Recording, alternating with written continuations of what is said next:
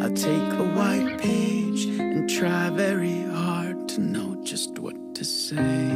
Just what to say, just what to say. I try very hard to know just what to say. Just what to say. Hey, it's James Wilson-Taylor here for Rock Sound, backstage in London. Dashboard Confessional headlining tonight. Chris joins me now. How are you, sir? I'm so well. How are you? I'm very good, man. Very good. Welcome back to the UK, we should say, first of all. Yes. It's been a minute. How's it been kind of playing this tour? It's just been incredible. Yeah. You know, we didn't know what to expect. It's been a long time since we took a hiatus in the first place, and then also hadn't come here for a while before that. So, it'd be an understatement to say we're pleasantly surprised with how things are going. Any kind of obvious changes in the crowd or anything? Because it has been, over 10 years, like you say. What are the noticeable differences there? I don't know if it's a change, but I'm astounded by the volume and dedication with which they're singing, which was there in those early days. And I didn't have reason to think it'd go away, but I'm still shocked that it's so fervent. No, amazing to see. In terms of, it does feel like, particularly with this new album and signed to a new label and everything, which I want to talk about in a bit, but that's bringing in a new audience. Surely that must be kind of new, younger kids. That's got to be an interesting change to the dynamic a little bit as well, surely. Yeah, it's like you can see the fans that have been with us and know every one of our songs from our first iteration of Dashboards, and the one that are of Dashboard, and the ones that are kind of new to the fold and really know that new record and are working backwards. And in some cases, this is their first exposure to some of those older songs. Sure. No, it's nice to see, man. It's great to have you back. It really, really is. And like I say, it's been a big year because you've had the new album out there as well, and also lots of kind of collaborations with new, interesting artists. I want to start with the fact that these new artists in particular, obviously Nothing Nowhere, brilliant collaboration there. They seem to have really drawn inspiration from your early days there. How has it been working with someone like him in particular, who's grown up with your music but has done something so different with that? Well, for want of a better phrase, the emo style. It's really interesting to see. Well, we connected personally on a personal level before we made any music together, so that obviously helps. Yeah. And I know where he comes from as an artist, and it's not a different place than where I come from. And as a matter of fact, a lot of what I like, if I were to look back over my early work and what I was doing, where I was drawing from, it was like equal parts punk rock and post-hardcore, The Cure, and the Wu-Tang Clan. Yeah. So, and then for the latter, it was a lot of that explains the very rapid-fire, polyrhythmic nature of the lyrical delivery. I certainly was not rapping, but it's not totally foreign to me to think that somebody that does like hip-hop or performs as a hip-hop artist would see that through line. Yeah. And how was it working with him just in the studio and everything? Like, how did the actual track come about that's on his album? He had it nearly finished, and he was shy about showing me. He was nervous, I think, a little bit, because I think it was a personal song. You can hear it, and it was very personal to him. And I was one of the first people outside of his very small group of trusted collaborators or people that he makes records with, that he showed the song to, and it wasn't even done, and I could already hear that this was a special song.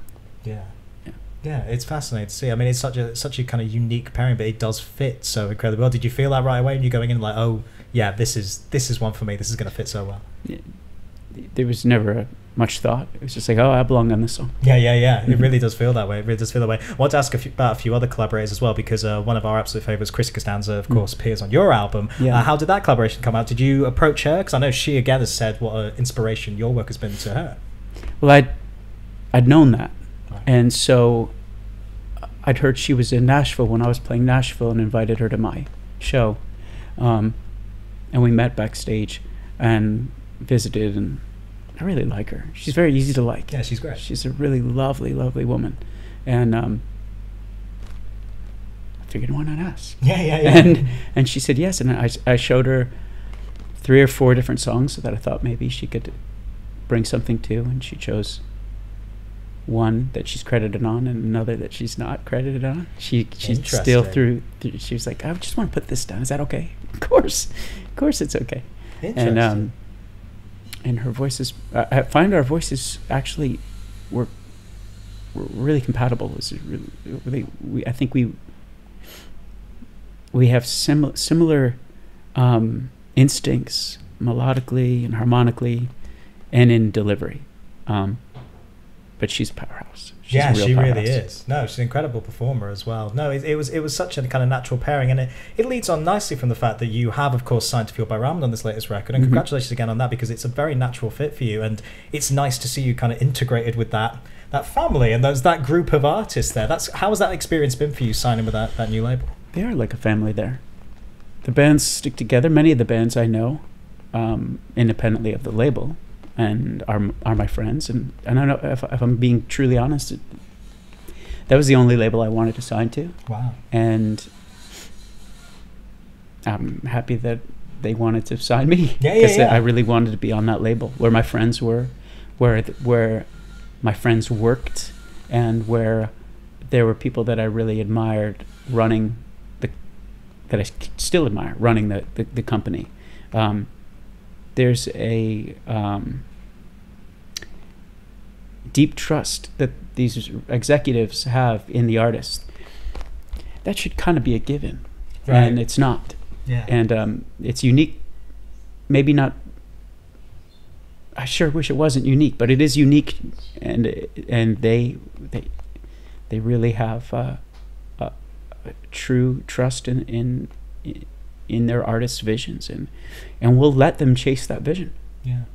I mean, even to the point where, I've heard them say things like about other bands, like, they want to do this, I don't think it'll sell, but they want to do this, and we're going to get behind it, and we're going to make, and when they're ready to do something that's going to sell, we'll be behind that too. Right. And I think that's extraordinary. Yeah. Actually back in the artist's vision. Yeah, it's amazing. Yeah, in this era, it's laudable. Yeah, that's really refreshing to hear. And you must have felt that then going into this new record, because it felt incredibly you. It also felt quite modern and relevant. Like, it's not that you'd necessarily updated things, but it really did feel very, very now. It was a modern Dashboard Confessional record.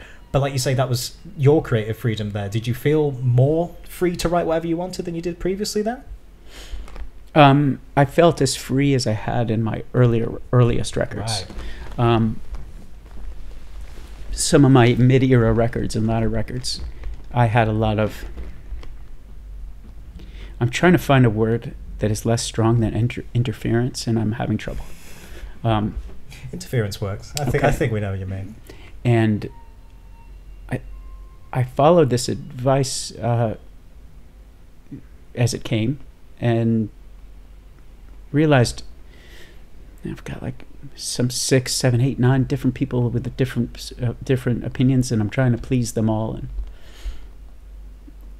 at least I was able to see that in retrospect. Yeah. And so I was able to not make that error in judgment this time. Yeah, absolutely. And again, like we say, it is a bit of a family over there with Fueled by Ramen, and of course we saw this summer you're out and touring in the US with All Time Low. How was it being on the road with those boys? It's again just a really nice natural fit, I would have thought, on a tour like that. When you've been touring for a long time, you just get to tour with your friends now. Yeah. Which is, it's kind of a nice station to have earned. And this was no exception. It was an incredible summer. Yeah, I can imagine. Let's talk as well about, because like I say, lots of new artists, particularly the likes of Nothing Nowhere, heavily influenced by your sound and by your early days. Who's influencing you these days? Who are you listening to now that's feeding into your creative vision moving forward? Well, there are standards that I listen to that I find inspiration for, that I continue to find inspiration from, no matter what. And the Cure being one of those bands where I can pick an album from any era of their existence and find massive amounts of inspiration. There's a singer named Amy Shark, who I feel like every time I listen to one of her records, I like run to my guitar to write a song. Wow. What a compliment. She's got a tremendous gift for lyricism, raw and revealing, but poetic. Nice. And then I find there's, I live in a little community outside of Nashville, and everywhere we go, there's musicians from every scene. There's from everybody from Megadeth to New Found Glory to Paramore to what used to be Yellow Card and Right. and so on, and people are still being creative, and it's just like being 15 in the scene, and oh, did you see that show last night? And then you're writing a song, Yeah. or you're coming home from the show that you just saw, and you're writing the song the moment you get to your bedroom. That's that live access to that much live music is absolutely inspirational. Yeah, incredible hub to be around, I'm sure, in Nashville. Yeah. Amazing, legendary musical town, of course. I wanted to mention as well, we chatted to you for online recently as well in anticipation of the tour. One of the interesting reference points you made was actually 1975, maybe not even necessarily musically, but in terms of that experimentation, in terms of different styles. Do you think that's something we'll see from you moving forward as well? What from them in particular are you taking away? Well, I'm never sure how a band's influence on me will manifest in song. Yeah. I can't predict it. But there's a fierce fire in their delivery of their songs, even the ones that are kind of dancey and more like escapism and like that have levity, versus the ones that are really incisive and soul-bearing. Both are as powerful to me as the other.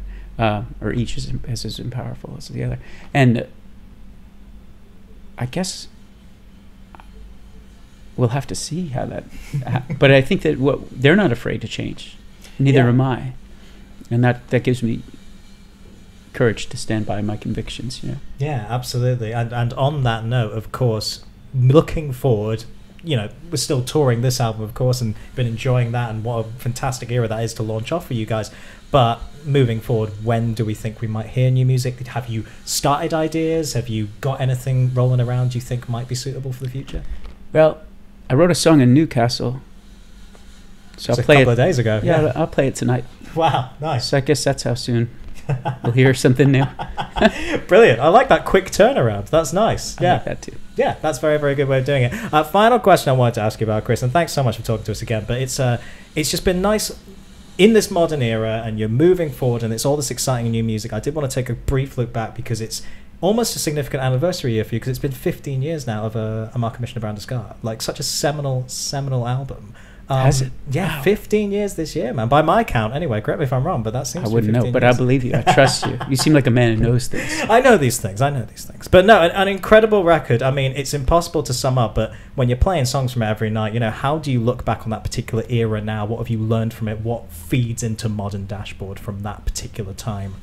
Big question. It's a very hard Scrabble record to make. It was our first record that ended up on a major label, but we weren't on one when we made the record, and it was a studio that had been out of business for years, that we had to rewire and ventilate, and it was a grimy kind of period, Right. and I think that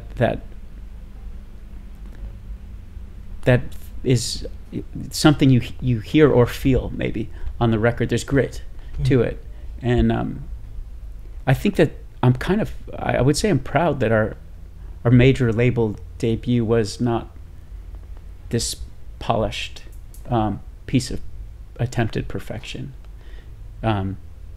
It was just a fierce desire to get the songs right, and that just meant right for us, not right for mass consumption. And then I think in later years we would get pushed to have grander, let's say, arena aspirations, Right. because our popularity had gotten us into arenas, but our music didn't sound like it should be played there. Right. And I was never really comfortable with that period. I always liked and still like the grit. Yeah. And if that